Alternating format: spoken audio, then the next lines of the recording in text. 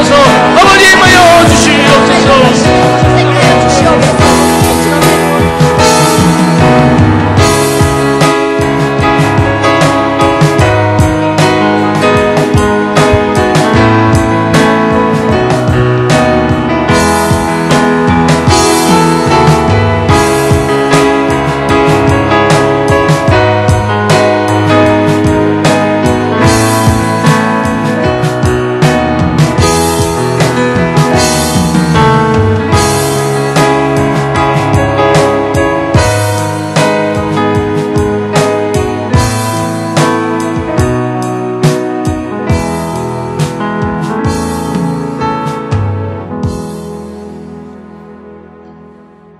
할렐루야. 우리의 찬양을 받기에 합당하신 하나님 아버지, 오늘도 금요 심야 기도의 자리에 우리를 불러주심을 감사드립니다. 이번 한 주간 꿈새 한가을로 새벽마다 말씀의 은혜를 허락하시고 이 저녁 또 주님의 말씀을 붙들고 기도할 수 있도록 우리의 걸음을 인도해 주시니 감사합니다. 하나님께서 부족한 종을 통해 전하게 하시는 말씀이 듣는 모든 성도님들의 마음속에 하나님의 음성으로 들려지게 하시고, 또 오늘 우리가 찬양으로 고백한 것과 같이 성령 충만한 시간이 되게 하여 주옵소서. 우리의 예배를 받으시는 주님께 감사와 영광 올려드리며 우리를 구원하신 예수 그리스도의 이름으로 기도드립니다. 아멘.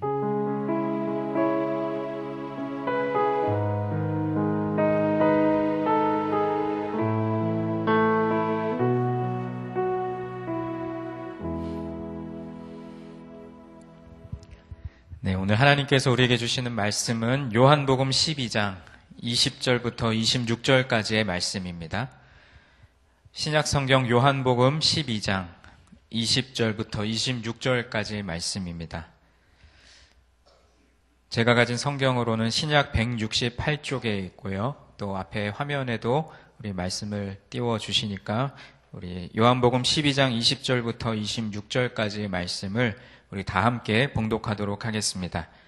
명절에 예배하러 올라온 사람 중에 헬라인 몇이 있는데 그들이 갈릴리 베세다 사람 빌립에게 가서 청하여 이르되 선생이여 우리가 예수를 배웁고자 하나이다 하니 빌립이 안드레에게 가서 말하고 안드레와 빌립이 예수께 가서 여쭈니 예수께서 대답하여 이르시되 인자가 영광을 얻을 때가 왔도다.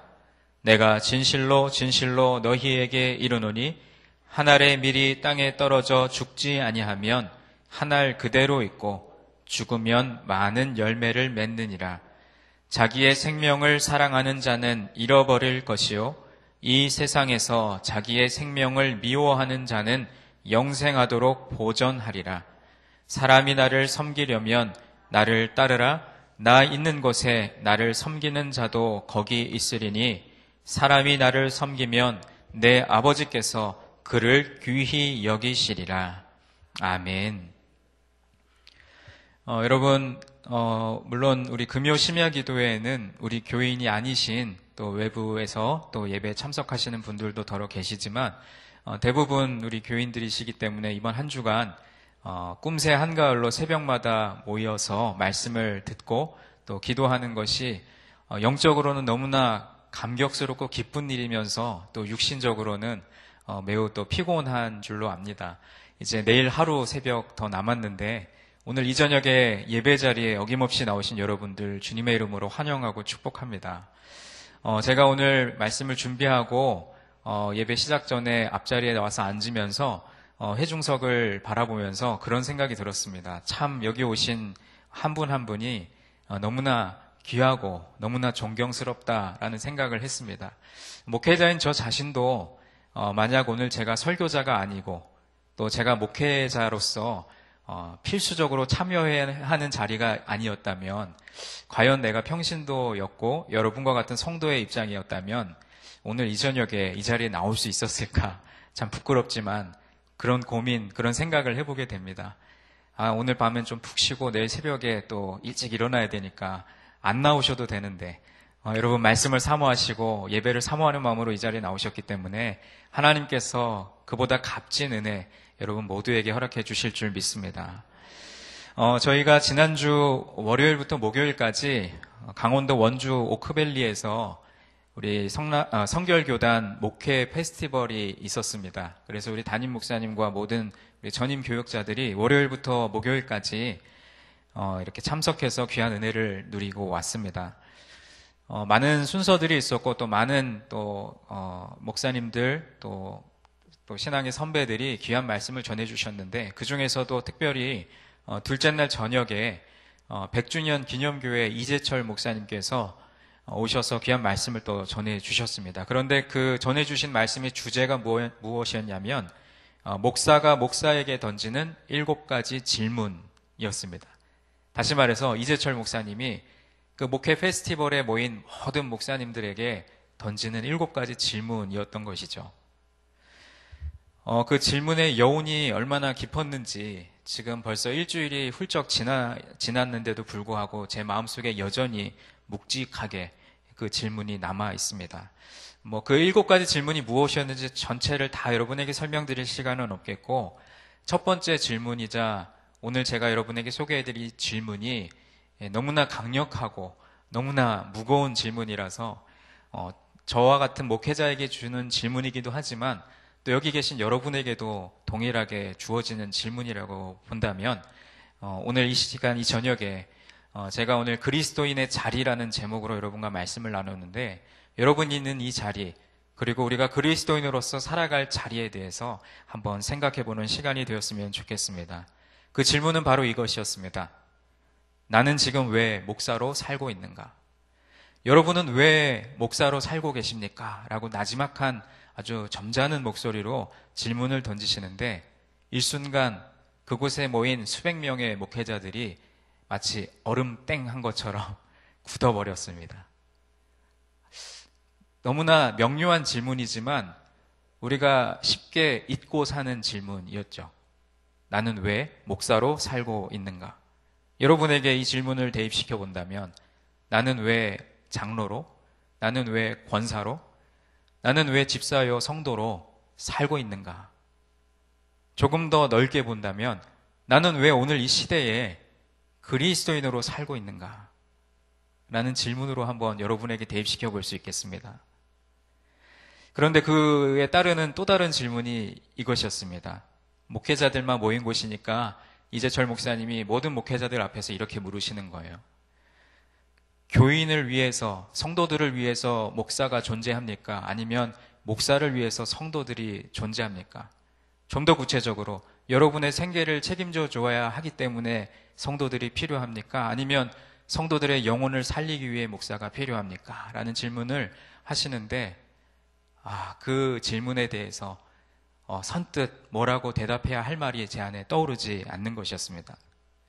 그 자리에 참석한 모든 목회자들이 이 질문 앞에 서서 스스로 그 질문에 답을 해보았을 텐데, 저 역시 이 질문 앞에 서 보니까 참 부끄럽기 짝이 없었습니다.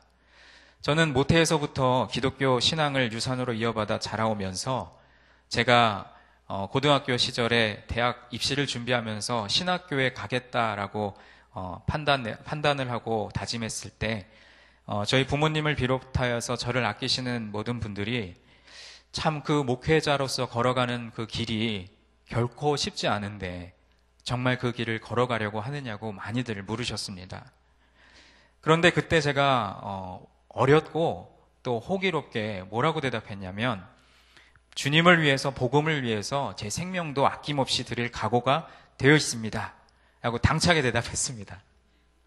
그런데요, 시간이 흐르면 흐를수록 그 대답을 실제로 살아내기가 참 어렵다는 생각이 듭니다. 그때보다 제 안에 지켜내야 할 것들이 많아졌기 때문이겠죠. 주님을 위해서, 복음을 위해서 내 생명도 아낌없이 드리겠다라고 지금도 물론 말로는 할 수 있지만 실제로 그것이 제 가정 또는 제 아내 또 제 자녀들과 연관된 것이라면 선뜻 아멘이라고, 또 그 길을 묵묵히 걸어가겠노라고 확신 있게 대답할 자신이 조금씩 사라져가고 있는 제 자신을 발견했습니다.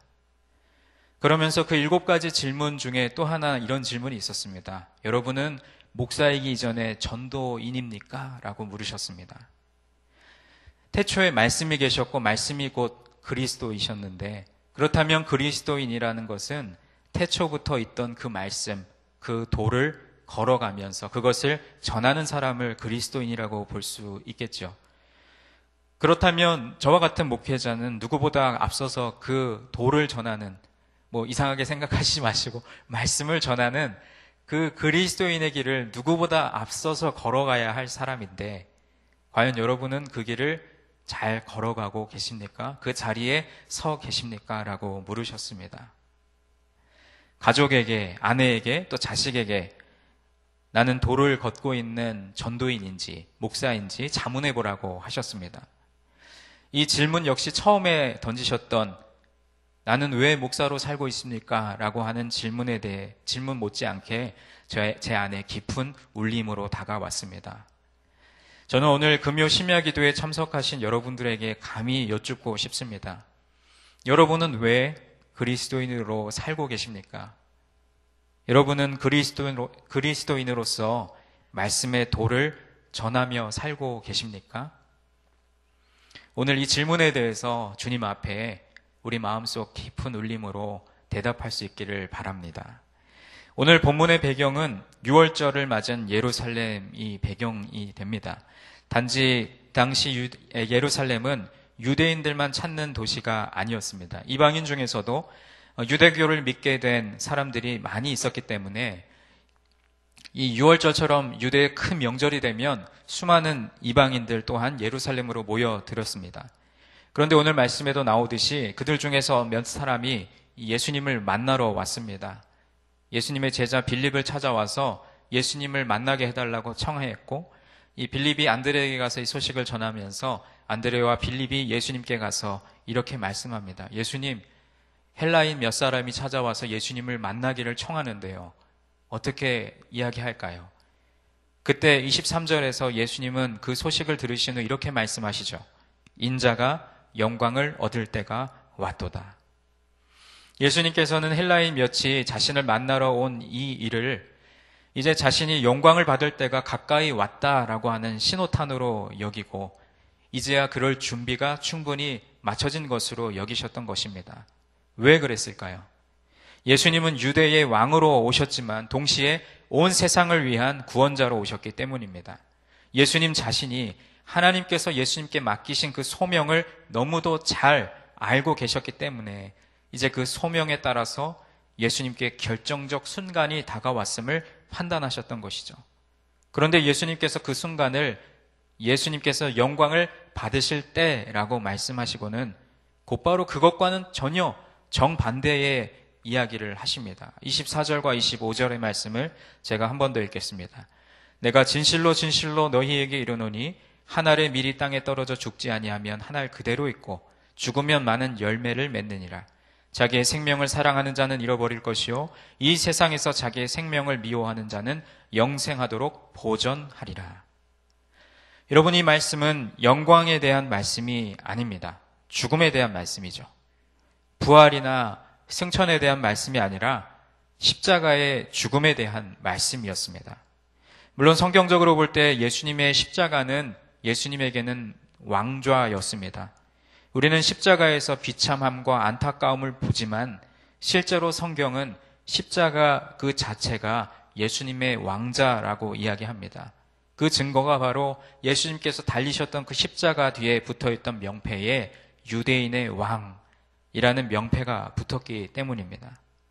그런데 오늘 말씀 속에서 주님이 말씀하신 영광은 단지 그것만을 이야기하는 것이 아닙니다. 물론 그 영광은 죽음으로 시작됩니다. 한 알의 밀이 죽지 않으면 많은 열매를 맺을 수 없다. 그러나 죽음의 목적, 예수님께서 한 알의 밀알이 되셔서 땅에 떨어져 죽는 이유는 그 이후에 맺혀지는 많은 열매들을 바라보셨기 때문입니다. 그래서 주님께서 말씀하신 인자가 영광을 받을 때가 왔도다라고 이야기하신 그 영광은 바로 이후에 있을 십자가에서의 죽으심 그리고 부활, 그 이후에 있을 열매들을 바라본 것입니다. 여러분, 한 알의 밀알이 땅에 떨어집니다. 만약 스스로 죽지 않으려고 바둥거리면 많은 열매를 맺지 못하는 것은 물론이고 결국 그 씨앗 자체도 썩어 없어집니다. 죽지 않으려고 한다고 해서 죽지 않는 것이 아닙니다. 그러나 그 씨앗이 죽어지면 이야기는 달라집니다. 당장은 그 씨앗이 형체가 없어지고 죽는 것 같지만 자신과 똑같은 수많은 열매를 맺는 것이죠. 그리고 완전히 사라지거나 없어지는 것이 아니라 그 열매들 속에 또 다른 씨앗으로 살아나게 되는 것입니다. 바로 여기에 우리 주님의 부활의 모습이 담겨 있습니다. 예수님께서 부활하시기 위해서는 반드시 죽음이라고 하는 관문을 통과하셔야만 했습니다. 그래서 예수님께서는 그 문을 통과하셨고 말씀대로 기록된 대로 부활하셨습니다. 그러나 이 예수님의 죽음과 부활은 예수님 개인을 위한 것이 아니었습니다. 그분의 죽음 속에는 우리의 죽음이 들어있었고 그래서 그분의 부활은 바로 우리 모두의 영원한 생명으로 이어진 것입니다. 우리의 구원, 우리의 부활, 우리의 하늘 영광이 다 그분의 죽음과 부활, 하늘의 밀로 땅에 떨어져 돌아가시고 다시 부활하신 그 일의 열매로 우리에게 주어진 것인 줄 믿습니다. 이것이 예수님께서 바라보시는 첫 번째 열매였습니다. 그분이 받으실 첫 번째 영광이었습니다. 그렇게 자신의 목숨을 내어주시고 그 대신 수많은 사람에게 새 생명을 주시는 것이죠. 또 씨앗은 그렇게 땅에 떨어지고 자신이 죽고 나면 거기에서 그 씨앗과 똑같은 열매를 무수히 맺습니다. 그래서 예수님이라는 미랄이 땅에 떨어져 죽고 그 자리에서 열린 열매들은 전부 다 예수님과 똑같은 열매, 예수님을 똑같이 닮은 열매가 그리고 씨앗이 되는 것입니다. 바로 이것이 예수님께서 바라보신 두 번째 열매이고 두 번째 영광이었습니다. 예수님께서 이 땅에서 그렇게 사셨듯이 예수님을 닮은 그러한 삶을 사는 수많은 사람을 만들어내는 것, 예수님의 삶의 원리를 따라서 예수님을 닮은 열매를 맺고 예수님께서 받으시는 그 영광을 받는 사람들을 무수히 많이 만들어내는 것, 그것이 바로 주님의 영광이었습니다. 그래서 주님은 이렇게 말씀하셨습니다. 자기의 생명을 사랑하는 자는 잃어버릴 것이요 세상에서 자기의 생명을 미워하는 자는 영생하도록 보전하리라. 우리 생각대로라면 자기 생명에 애착을 가진 사람들, 내 생명을 사랑하는 사람들이 그 자신의 생명을 지킬 것 같습니다. 그런데 주님은 정반대로 말씀하셨습니다. 오히려 자신의 생명을 미워하는 사람, 그래서 아낌없이 자신의 것을 다른 이들을 위해 내어줄 수 있는 그러한 사람들이 진정한 생명을 얻게 된다라고 말씀합니다. 그리고 얻을 뿐 아니라 영생하도록 지키게 될 것이라고 말씀하십니다. 예수님께서 이렇게 말씀하신 이유는 이것이 바로 주님께서 영원한 영광을 받으실 유일한 길이었기 때문입니다. 오늘 금요 심야기도에 나오신 사랑하는 성도 여러분, 똑같은 씨앗을 심어야 똑같은 열매가 맺혀집니다. 다른 씨앗을 심고 똑같은 열매가 나오기를 바라는 것은 어리석은 일입니다. 우리가 주님께서 거두어들이신 그 영광스러운 열매를 맺으려면 우리 또한 우리 주님께서 뿌리신 씨앗과 똑같은 씨앗을 심어야 합니다. 그런데 주님이 심으신 씨앗은 바로 자신의 목숨을 우리를 위하여 내어주신 것입니다. 주님 바로 이 일을 통해서 최고의 영광을 얻으셨던 것이죠.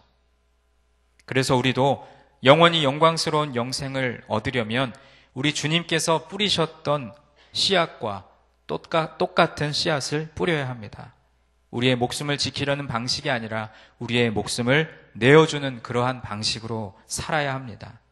내가 내 목숨을 움켜쥐고 내어주지 않기 위해서 애쓰며 사는 그런 방식으로 살아야 한다는 말씀입니다. 우리 주님은 직접적으로 목숨을 내어주심으로써 그렇게 하셨지만 우리는 똑같은 일을 살아서 해야 합니다. 조금이라도 더 다른 이들의 유익을 헤아리며 우리의 삶을 씨앗으로 뿌리는 일 말입니다. 이것은 그저 다 버리고 다 포기하라는 말씀이 아닙니다. 항상 그렇지만 하나님께서 무언가를 요구하시는 것은 그보다 좋은 것, 비교할 수 없이 더 좋은 것을 주시기 위함입니다. 그래서 오늘 본문 26절은 이렇게 말씀합니다. 사람이 나를 섬기려면 나를 따르라. 나 있는 곳에 나를 섬기는 자도 거기 있으리니 사람이 나를 섬기면 내 아버지께서 그를 귀히 여기시리라. 사람이 나를 섬기면 내 아버지께서 그를 귀히 여기시리라. 아멘. 주님을 섬기기 위해서 주님이 가신 길을 따르는 것, 주님이 가신 그 자리에 서는 것, 주님을 섬기기 위해서 주님께서 계시는 섬김의 자리에 함께 있는 것, 사실 이것은 굉장히 어렵습니다. 분명 손해보는 삶이고 때로는 어려운 일도 자청해야 하는 삶이기 때문입니다. 그러나 거기에는 어마어마한 상급이 있는 줄로 믿으시기 바랍니다. 바로 그렇게 사셨던 예수님을 높이셨던 것처럼 하나님께서 우리를 높여주시는 것이 바로 그 상급인 것입니다. 예수님께서 하늘에서 누리시는 영광을 우리에게 주신다라고 말씀하셨습니다. 예수님은 이 세상에서 자신을 닮아 하나님을 믿는 믿음으로 하나님께 순종하며 살아가는 사람들이 더 많이 생겨나는 것을 하나님께서 예수님께 주신 영광으로 여겼습니다. 그리고 무엇보다도 하늘에서 하나님께서 주실 그 영광을 가장 큰 영광으로 여겼습니다. 때로는 그리스도인으로 사는 것, 신앙인으로 사는 것, 정말 하나님께 순종하면서 다른 이들의 유익을 헤아리면서 사는 것이 굉장히 어렵습니다. 마치 내 자신을 죽이는 것처럼 힘이 듭니다. 그렇지 않다고 말한다면 그건 거짓말이겠죠. 그러나 그것은 가장 귀하고 영광스러운 상급이 있는 일입니다. 이 땅에서 나 때문에, 나로 인하여 예수님을 믿게 되는 사람들이 생겨나게 하는 일이고, 무엇보다도 하늘에서 영광스러운 영원한 삶을 누리는 일이기 때문입니다. 여러분, 우리가 받은 구원은 예수님께서 미랄이 되어 죽어주심으로 우리에게 값없이 주어진 선물입니다. 그러므로 우리는 날 대신하여 죽으시면서까지 우리를 구원하신 예수님의 사랑을 늘 기억하고 감사함으로 고백하며 사는 그리스도인이 되어야 할 줄로 믿습니다. 예수님을 따라 행하는 자는 하나님께서 높여주시고 예수님께서 계시는 곳에 함께 할 것임을 오늘 말씀을 분명하게 우리에게 말씀하고 있습니다. 그렇다면 그리스도인이 된 우리는 예수님께서 따르라고 말씀하신 삶을 진정으로 살아내고 있는지, 그 자리에 서 있는지 우리 자신의 마음을 살펴보아야 합니다. 혹시 예수님께서 미워하셨고 또 예수님께서 버리셨던 것들에 집착하며 그것을 예수님보다 더 사랑하기까지 하는 죄에 빠지지 말아야 할 것입니다. 세상이 높여주는 자리가 아니라 하나님께서 높여주시고 하나님께서 명예롭게 여기시는 그 자리를 우리의 인생의 진정한 가치로 여긴다면 예수님께서 행하신 그 길을 따라가는 참된 그리스도인이 될 줄로 믿습니다. 오늘 이 말씀을 우리 마음에 품으면서 다시 한번 이 하늘의 미랄에 대한 이 말씀, 우리가 너무나 잘 아는 말씀이고 오늘도 오늘 새벽에 우리에게 주신 본문 말씀이기도 했고 또 청년들이 찬양을 통해서 고백하기도 했고 무수히 많이 들었던 말씀인데, 이 하늘의 미랄이 되는 일이 나의 일은 아니라 그냥 우리 목사님 또는 권사님, 장로님들의 일이라고 여기셨습니까? 하나님께서 오늘 우리에게 요청하시는 것은 여기 계신 여러분 한 분 한 분이 세상에 나아가 하늘의 밀이 되어 썩어지고 죽어지라는 말씀입니다. 여전히 우리 안에 세상 속에서 내 자신이 드러나기를 원하고 여전히 우리 안에 주님을 위해서 포기해야 할 것들이 두렵다면 다시금 말씀의 자리, 기도의 자리로 돌아가야 할 줄로 믿습니다. 다시 처음 드렸던 질문으로 돌아가 본다면, 제 자신에게 먼저 이 질문을 드린다면 나는 왜 이 시대에 목사로 살아가고 있는가? 제가 처음에 목사가 되기로 다짐하고 또 생각했을 때 저는 밝은 미래를 꿈꿨습니다.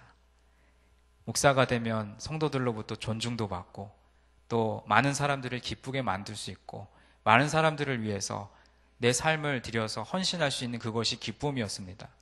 그런데 제가 목사가 되고 나서 보니까 실제로 목회자의 삶이 참으로 어렵고 그리고 많은 성도들 앞에서 목사로 살아가는 것이 또 세상 속에서 목사로 살아간다는 것이 참 쉬운 일이 아니구나라는 걸 이제 조금씩 깨달아가고 있습니다. 그래서 언젠가는 제 아내한테 그런 얘기를 했습니다. 목사가 되는 일이 이렇게 힘든 일인 줄 알았으면 그때 한 번 더 생각해 볼 걸 그랬어. 그러나 주님의 부르심에는 후회하심이 없는 걸 믿기 때문에 제게 주어진 길을 묵묵히 걸어가겠지만, 여러분 또한 그리스도인으로서 여러분의 삶의 길을 걸어갈 때 내가 기독교인, 그리스도인이기 때문에, 내가 신앙인이기 때문에 포기해야 할 많은 것들이 있으시죠. 그것이 무엇인지 제가 다 할 수 없지만, 그것이 무엇이든지 간에 복음을 위해서, 또 새로운 생명이 움트는 일을 위해서 가치 있는 일이라면, 나는 비록 무시당하고 나는 비록 사라질지라도 우리의 삶 전체를 통해서 하나님께서 영광 받으시고, 그 영광이 첫째도 주님의 복음을 전하는 일이고, 둘째도 주님을 알지 못하는 영혼들이 살아나는 일이라면, 그 일을 위해서 우리의 생명을 다 바쳐도 아낌없이 드릴 수 있는 가치 있는 일이라고 저는 확신합니다. 오늘 이 말씀을 기억하면서 이 말씀 그대로 우리가 썩어지고 죽어지기를 원합니다. 여전히 내 안에 세상 사람들 속에서 더 드러나고 싶고, 더 내가 잘난 모습으로 살고 싶은 욕심들이 여전히 있지만, 심지어는 저와 같은 목회자들도 같이 모이다 보면 누가 어떤 차를 타고 누가 어떤 집에 살고 그런 것들이 우위를 점하는 그런 일로 여겨지는 참 비참한 시대를 살아가고 있지만, 그러나 여전히 주님께서 우리에게 요청하시는 그 길은 십자가의 길이며, 주님께서 그 순종을 우리에게 요구하시는 줄 믿습니다. 오늘 이 말씀을 우리 마음에 품으며, 오늘 아침에 우리가 함께 불렀던 찬양, 미랄이라고 하는 이 찬양인데, 우리 어르신들에게는 조금 생소하실 수도 있는 찬양이겠지만, 이 찬양의 가사가 오늘 본문의 말씀과도 이어지고 또 우리의 고백이 되어서, 오늘 이 찬양 우리가 마지막으로 함께 부르면서 생명이 또 다른 생명을 낳고 우리를 통해 많은 영혼이 주님을 볼 수 있다면 우리의 삶과 죽음도 아낌없이 드리겠습니다. 죽어야만 다시 사는 주님의 말씀을 믿으며 내 자신이 하나님 앞에서, 세상 속에서 하늘의 미랄되어 썩어지겠습니다. 예수님처럼 살아가게 하옵소서. 이 찬양의 가사가 우리 모두의 믿음의 고백이 되기를 소원합니다.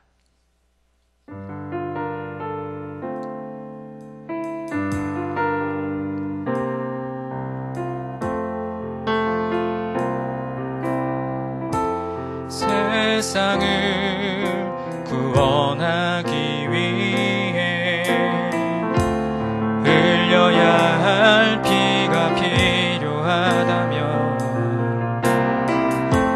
죄인을 대신하기 위해 이상의 참을 필요하시다면, 내 생명 제단 위에 드리리. 주 영광 위에 사용하소서.